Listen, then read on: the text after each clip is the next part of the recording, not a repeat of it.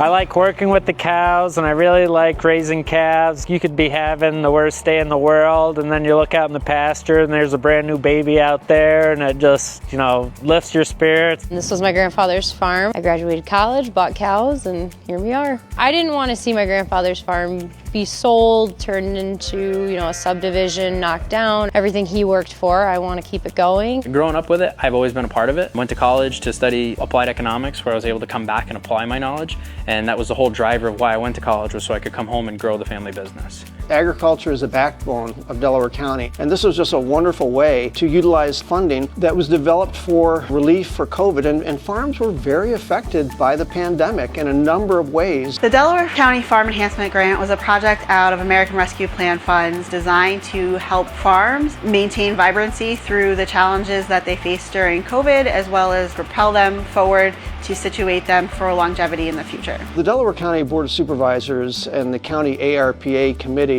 was very supportive of this idea right from the get-go. They saw this as a great opportunity to support farms across the county. Once we proposed the idea, they were fully behind it. It was full steam ahead. The project had two types of funding: a crop enhancement for the crop expenses in the COVID-afflicted year. The other was an infrastructure type project to advance or stabilize them. We had 7 farms in the crop enhancement project and 42 farms in infrastructure, from dairy to beef, maple, vegetable production, and direct retail on farms. Between the two allocations of funding from the County ARPA Committee, we received $1 million. The vast majority of that was put out onto farms, $980,000. Through the grant, we purchased a new grain bin and eliminated the shovel and the old grain system that we had that was a little more labor intensive. The new grain bin keeps rodents out, and it also is a little bit easier on us when we just kind of push a button. One thing that they were big on was they wanted to see you take what you had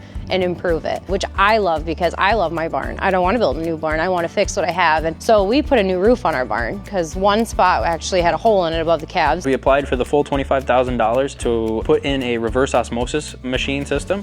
We currently had one that was a 4-post machine. The machine that we put in is 3 times the size. What that's allowed us to do is concentrate our sap from 2% to 12% in a much quicker time. We're taking out 2/3 of the water, which is saving us 2/3 of our boil time and 2/3 of our fuel consumption. Agriculture is an industry that keeps our landscape open and vibrant.